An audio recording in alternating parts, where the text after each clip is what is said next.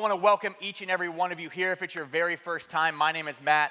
I have the honor of being the campus pastor here at our Pine Valley campus. And you might not know this, but we're actually one church in many locations. So I want to welcome our Leland campus right now, our Porter's Neck campus, our Carolina Beach campus, our online campus. Come on, Pine Valley, let's give them, just let them know we're here. It is so good to be with each and every one of you. Well, summer is kicking off. I know yesterday didn't look like summer. I'm hoping that we have an incredible 4th of July weekend. I know what the weather is saying, but I hope that you're able to get out and enjoy today and this weekend with your friends and your family. But around the room, a show of hands, who loves summer? Come on, summer is one of your favorite months. Online, you can throw it up. We love summer.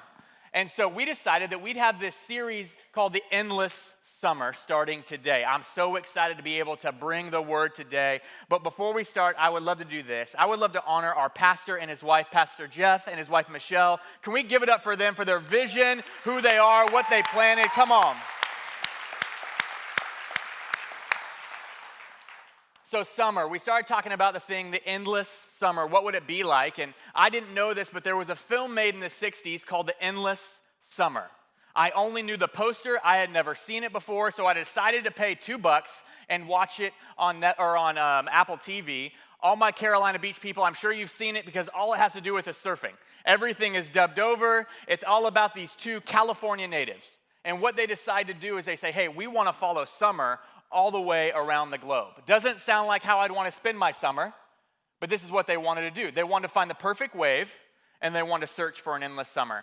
I would encourage you to watch it just to see how these guys go about their lives, and all they care about is surfing. But for me, I think our summer would look a little bit different. If I had an endless summer, I know how I would spend it. I think if I asked you the question, how would you spend an endless summer if you could do whatever you wanted, if summer never ended, we probably have some people say, I would go on vacation all the time, I'd spend more time with family. But I start taking it back to, you remember when you were in school, and all we could do is that last couple moments before the bell rang of summer, we were just sitting there tapping our feet. We were ready for summer. Something was gonna happen this summer. Maybe for you, you were going on vacation. Maybe you knew that this was the summer you were gonna start dating. You already knew the person you wanted to ask out, and all you needed was for that bell to ring because summers had endless possibilities. Well, I thought back to summer when I was 9 years old. 9-year-old Matt, or back then, they call me by my full name, Matthew, James, Jared, George. 4 first names. So now you have something on me. If you ever want to make fun of me, just let me know that I have 4 first names. Well, this good-looking guy behind you, we look a little bit different now. Back then, you would find me either in a pair of Wranglers or this Western shirt. I would probably have some jerky chew in my mouth because I wanted to be like my brother. I have 1 of 3 shirts that I love. Not a lot has changed there. I probably have 7 shirts now that I love because I don't love having a ton of clutter. But one of them would have had a herd of elk running across it for all my hunters.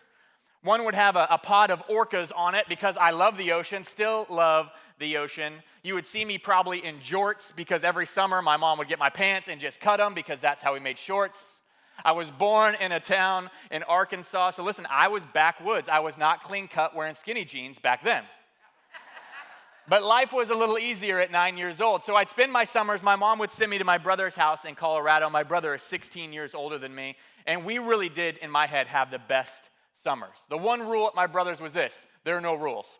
I would land on the plane. There was no more bedtime. He let me know that. He told me I could sleep in as late as I wanted to. He introduced me to McDonald's, Burger King, Taco Bell, Subway, and my very favorite Taco Bell. Right after service, I want you to go across to Taco Bell, tell them Matt sent you. They're going to know who I am. They're going to know that I love a taco pizza. He introduced me to Taco Bell. We got to stay up late, and what I loved about my brother was this, is even though there was no rules, he was someone I could look up to. We'd get up, we'd go fishing, we'd go hunting, we'd camp for a week at a time. He taught me what it was like just to live a life, just being free and having fun. I will never forget those summers because they were a retreat for me. They were a retreat from home. Home for me growing up was a little bit rough, and I don't want to go into the full story, but summers for me was the one time I could get away from the craziness and just relax and not think about the drama of home, the drama that was going on between my mom and my stepdad. Summer was a relief. And so I thought it'd be fun to hear from our Lifepoint family, so I posted a question on Facebook this week, and this is the question that I asked. I said, looking back at your childhood, what is one event, vacation, or memory you never wanted to end? The first person that texted in or wrote on Facebook was Amber.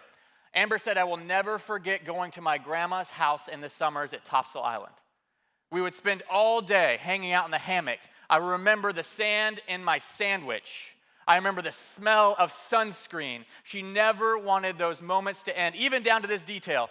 She loved the smell of a beach towel on a summer day. It was the little things.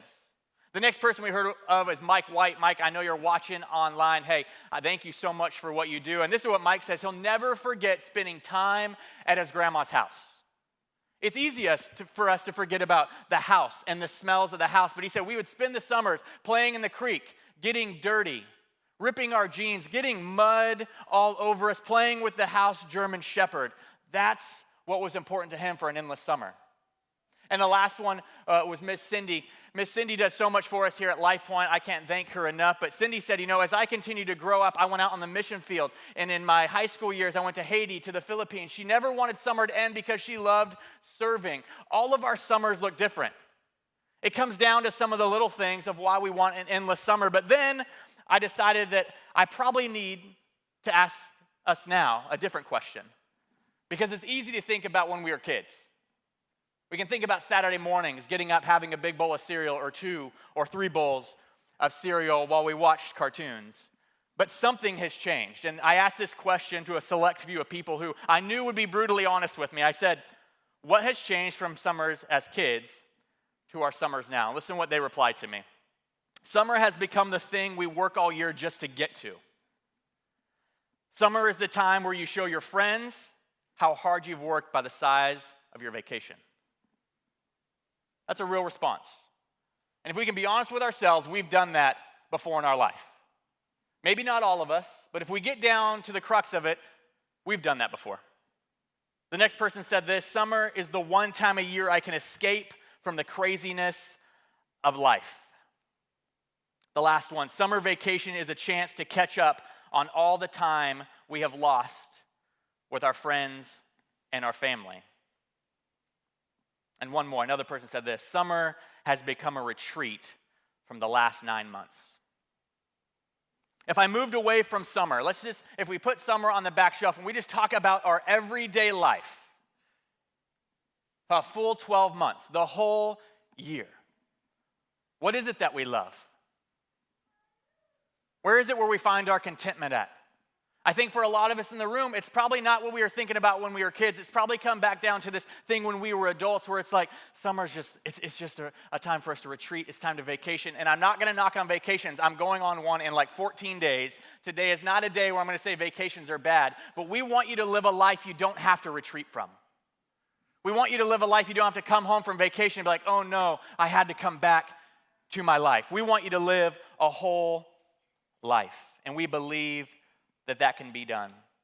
So today I want to preach a message, if you're taking notes, called Cultivating Contentment. Write that down, Cultivating Contentment. So I asked the question over and over this last week, what's changed? And here it is. Here's a list for the kids and adults. For a kid, a summer had endless possibilities. We had no concept of money as kids. We just thought it really grew on trees. Every store we asked for something, whenever we'd stop at the gas station, we always needed a toy. We had no concept of money. We looked forward to seeing our families because hurt hadn't clouded our judgment yet. We didn't care about showing off to those around us.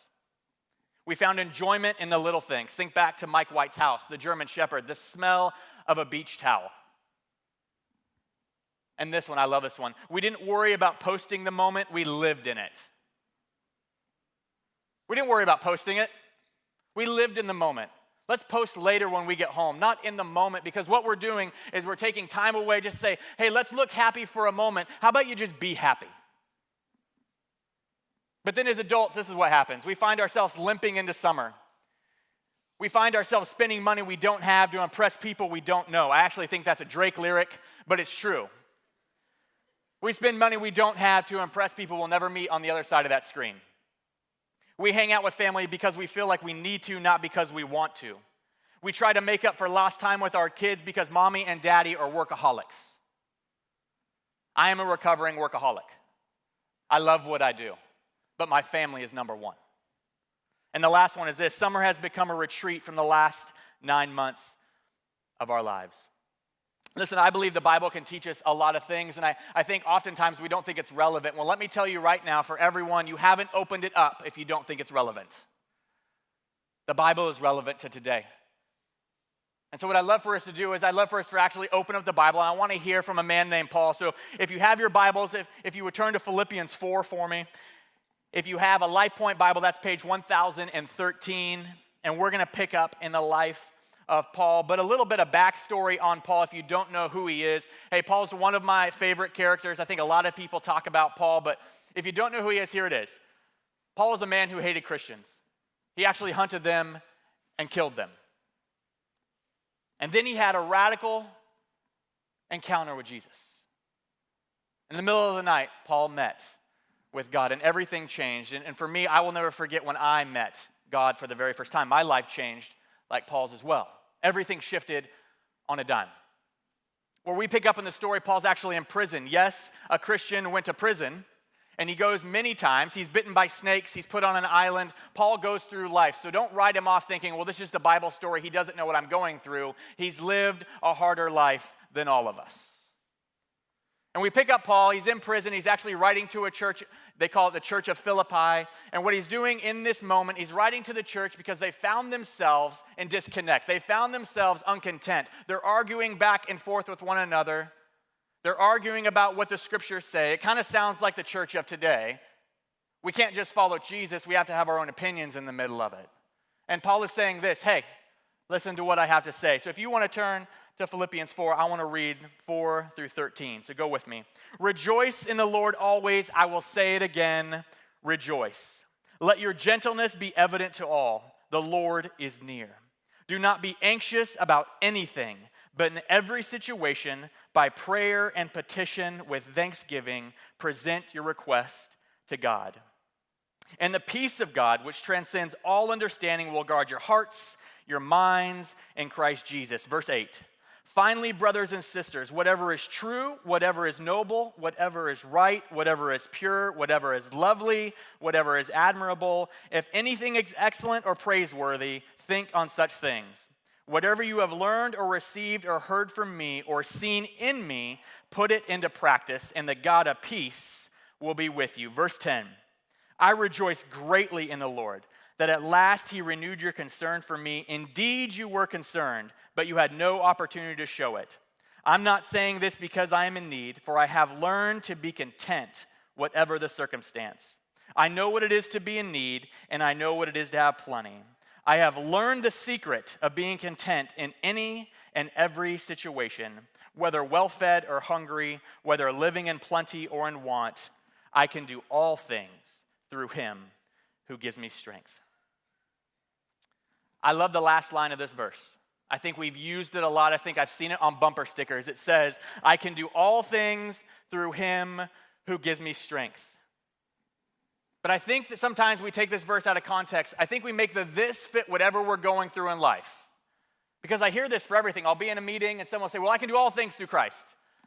Well, you're not wrong. But let's put it back into context. What Paul is saying, you can do all this. He's talking about contentment. Everything that he's talking about in the verses above that we're about to break down, he is saying you can do this. You can actually do this thing we call contentment. So with the time we have left, I want to give you 3 secrets from Paul on living a life of contentment. 3 secrets from Paul about living a life of contentment. The first secret I want you to write down is use your words. Use your words. I know we got a lot of parents in the room, past and present, and I feel like you say this a lot to your kids. You know, we don't have kids just yet, but I feel like I've said this with my dog before, even though he can't speak. Hey, what are you trying to say? Because he does have his own little language, let me tell you. There's a lot of weird sounds that comes out of this dog. And I'll be, what are you trying to say? But parents say this all the time. Hey, use your words. Use your words. Parents, you're guilty of this. I've heard it many, many times. Use your words. And I believe that Paul is saying the same thing. Use your words.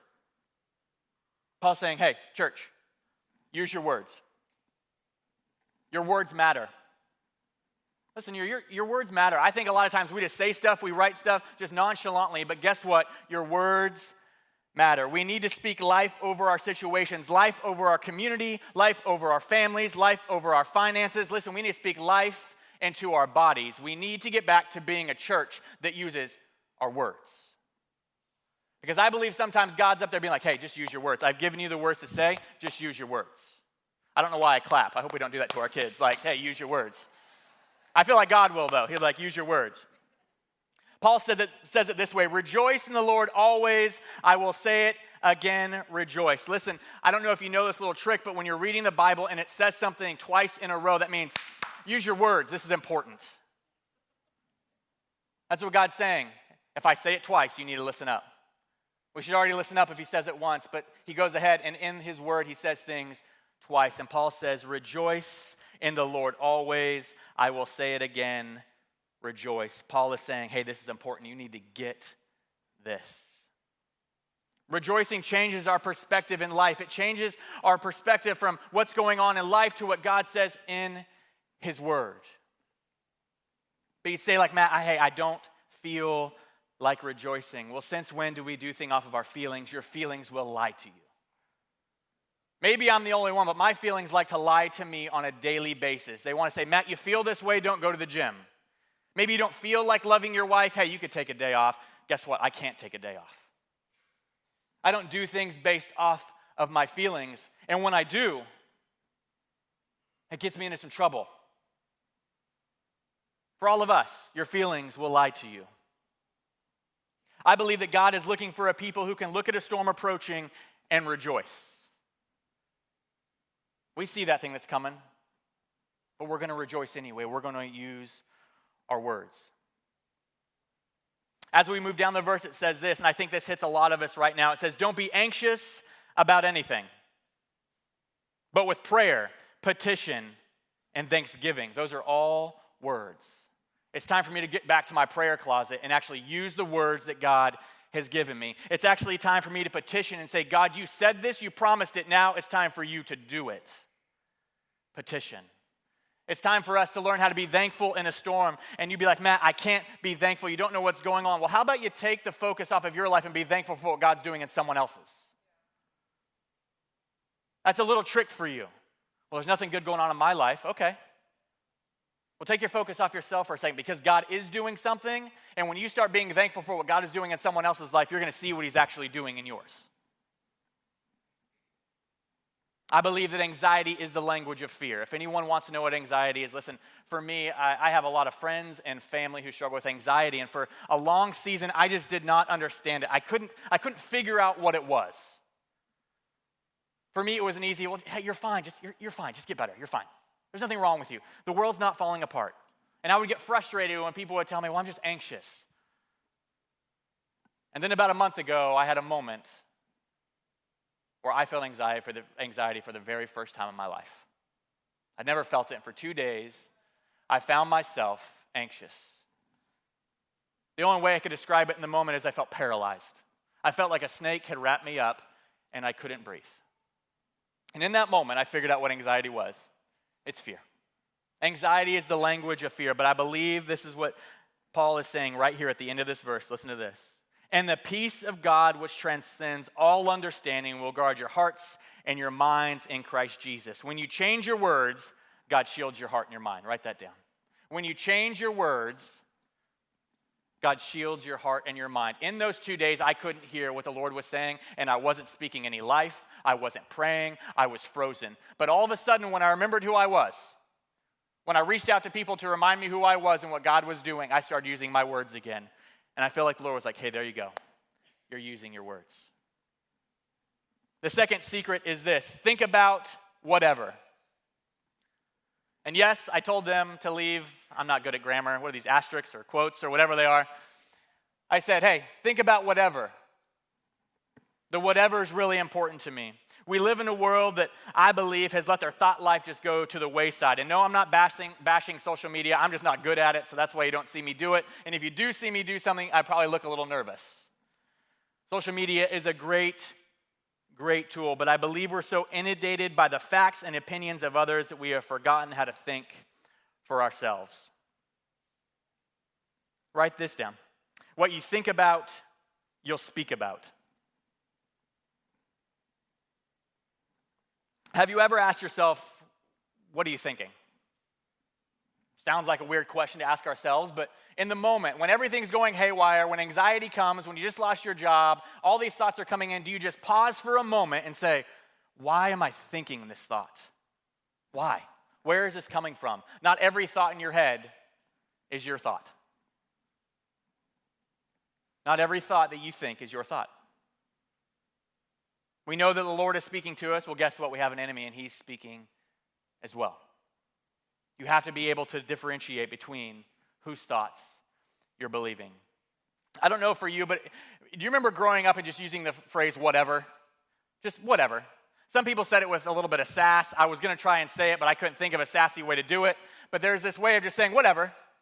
Some of us just use the hand gesture, whatever it was. I don't remember. That's maybe the eagle flying. But it was like, that might be a gang symbol. I don't know, but there was no gang symbols at Lifepoint Church. But there was a way we just said, I know the L, but I don't remember. But there was a way we said whatever to people when they were walking. Maybe we mumbled it when mom or dad told us to do something. We'd walk away and we'd say whatever. And sometimes they heard you say it, and then you got a couple spanks. But for me, I want us to get better at using the word whatever.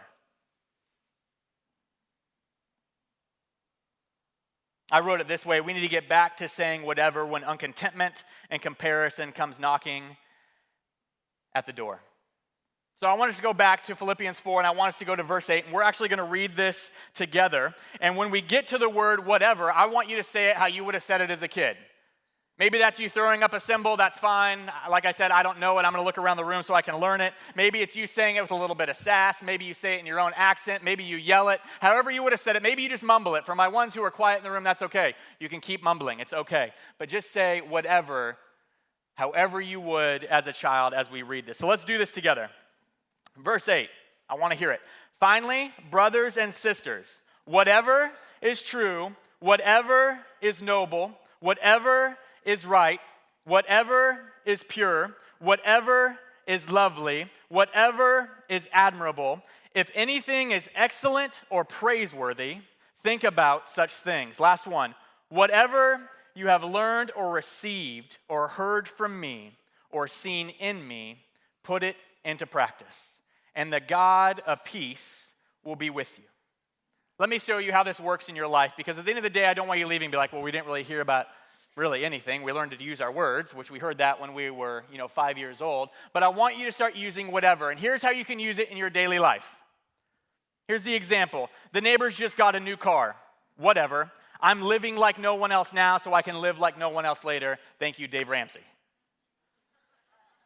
But I threw in whatever. The next one, man, their marriage looks way better than ours right now. Be honest, husbands, wives, we've said that before. Man, their marriage, they're not fighting at all. Man, I bet their husband, he probably doesn't struggle with a little bit of anger. Man, his wife, she probably doesn't struggle with this or that. I want you to try saying this. Whatever. My wife's a gift, and I made a commitment. Whatever. My husband is a gift. I made a commitment. Well, divorce looks easy. Whatever.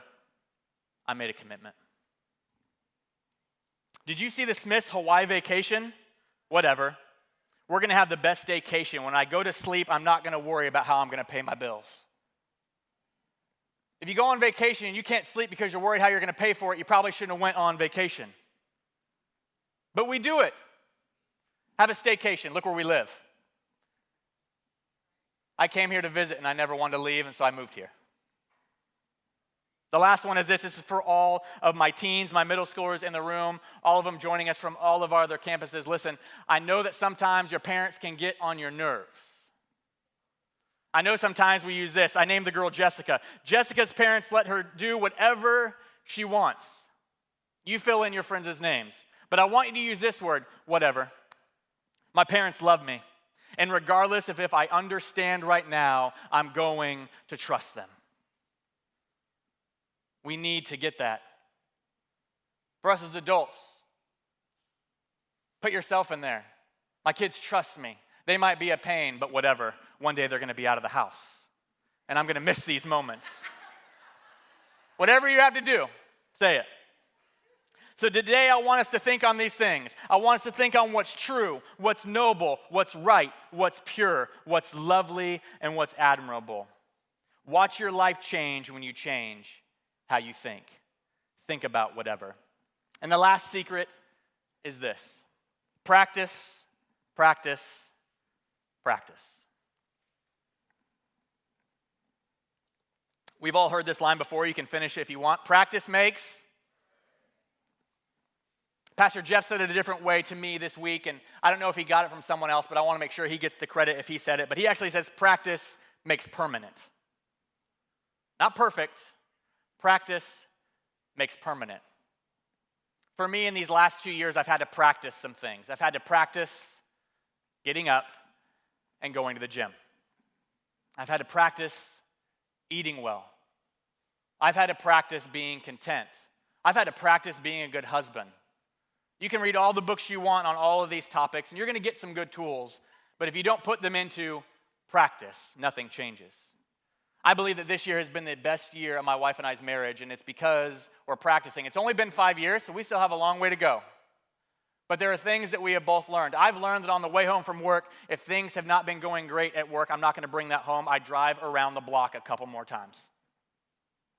I've had to learn on stage to smile a little bit more. I know that sounds weird, but I have to practice smiling. I'm a happy person, just so everyone knows.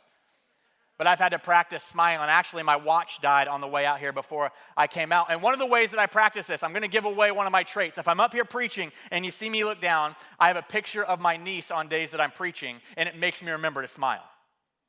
It's a tool. Nothing fancy about it. I have to practice smiling. We all have to practice. If you look back at some of the best athletes, I don't know if you love ice skating or maybe you love basketball, football, whatever you like, the greats did certain things. They practiced. Kobe Bryant, they said after every loss, he'd go back into the gym for at least 2 hours. He'd make all of his teammates wait on the plane so that he could practice. People like Michael Jordan, Venus and Vanessa Williams, Tiger Woods, their spouses have all written down in different ways saying that we wake up constantly because our spouse is calling out plays, practicing their swing, they're practicing even in their sleep. And what Paul is saying to us is, church, you need to practice contentment.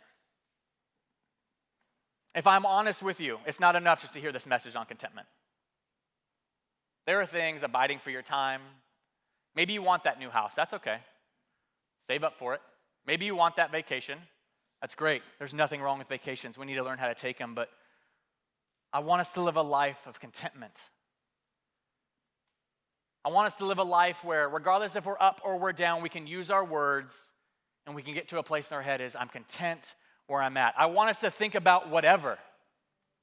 Whatever. I don't care that they have all of that. I know what God has for me. And if you don't know what he has for you, go on that journey and ask him. I have a practical for you. It's a week long. You can write this down if you want. If you want to practice contentment, I hope that you write this down. It's a fun way that I think you can practice this. So Monday through Sunday. Number 1, Monday. How about we have a time, it's called Meditate Monday. Now, this is not the hippie kind of meditation. I don't want to get a whole bunch of emails. Did you say meditate? Listen, the Bible talks about it. Meditate on it day and night. I want you to get in your word. I want you to close the door. I want you to shut off the phone. And I want you to take some time with the Lord on Monday. However that looks. Maybe it's on the drive to work. Meditate on his words. Binge the Bible has been a great series. Don't stop reading now. I want you to tell it Tuesday. Tell someone what God is doing in your life. And if you don't feel like you have someone, tell them what God is doing in someone else's life. Guess what? My friend Sandy, guess what God did in her life? Tell someone. Tell it Tuesday. Wednesday, Worship Wednesday. Take time to just worship God. In the car, on your walk, in the morning, before you go to bed, have a Worship Wednesday. Thankful Thursday. Find something to be thankful for. You woke up this morning. That should be enough for you, but it's not. Be thankful. Be thankful. Friday fellowship. Get around like-minded people. We have a lot of small groups here at Lifepoint. You need to get into one. You need to get around like-minded people. I love finding my 3 to 5. More than 5 people start to scare me a little bit. I'm going to be honest. I did pick this profession. God picked it for me. But I need my 5 people. Get into a small group, get around like-minded people, and on Fridays, hang out with them. Serve Saturday. We do have second Saturday serves. That's not why I put it in here, but it worked because what I want you to do is get out and serve someone else. Think about someone else. Be thankful for someone else. Get the attention off you and everything going on in your life. The rough work week, what the kids just said, go out and serve someone else's needs because someone always has it a little bit worse than you do. And the last one is Sunday Fun Day. We need to learn how to have fun again. Here at Lifepoint Church, one of our core values is actually fun. We take fun seriously. If you came through here Monday through Saturday, you'd be like, do these people actually work? Listen, we do, but we have a lot of fun in the process because I believe Jesus was a fun guy. So have some fun on Sundays. Yes, come to church, see your people, but then go have some fun. I hope that today that contentment isn't a secret anymore, and you might be able to say, well, Matt, that was really easy. Well, contentment's pretty easy. It shouldn't be hard. Contentment is an inward thing. It's not an outward thing. It's not the next boat, the biggest house, followers on Instagram, more business savviness, whatever you want to call it, more contracts, whatever it looks like. It's not a dollar amount. Those are all great things, but true contentment, it's inside. It's an inside job. And today, if you're here and you're like, Matt, I want to be content. I have all this stuff. I'm still not content. Well, can I ask you this question? Maybe you're not content because you haven't met the one in whom contentment is found. That might sound lofty. Like, Matt, you're probably going to say Jesus. You're right. I'm a Jesus guy. Jesus is always the answer for me. That will never change for me. Well, do you hear what the news is saying? Jesus. Matt, you don't know my bank account. Jesus. Matt, I'm living in my car. Guess what? I've lived in my car before, but Jesus is still good. You don't know my story. Well, it's only a chapter of it. Stop getting rid of the whole book because the chapter's bad. Jesus. So we're going to take a moment, and I want to ask you the question Pastor Jeff asks every week. It's not an original. What's God saying to you? Are you struggling with contentment? That's okay. Practice it. That's what Paul said. I had to put this into practice. It doesn't come natural to us. We need some reps. We need things not to go our way so we can still say, regardless, I'm going to say whatever. I'm going to use my words, and I'm going to practice. Church, would you pray with me?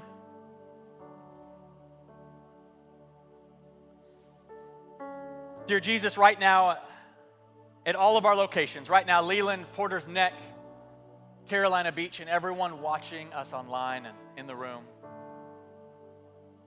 what's God saying to you? Have you lost your contentment? Has comparison and uncontentment just taken over your life? Are you always searching for the next and the biggest thing?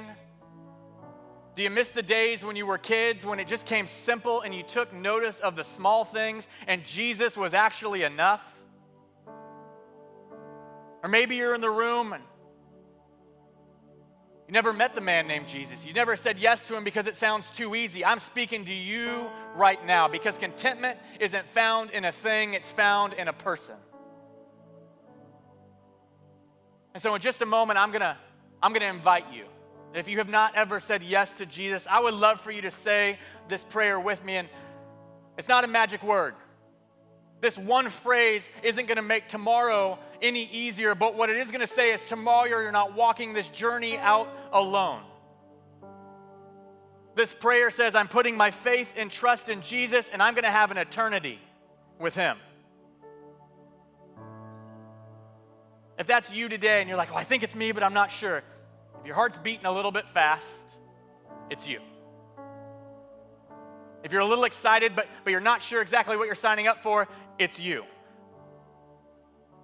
I want to invite you to pray this with me. Dear God,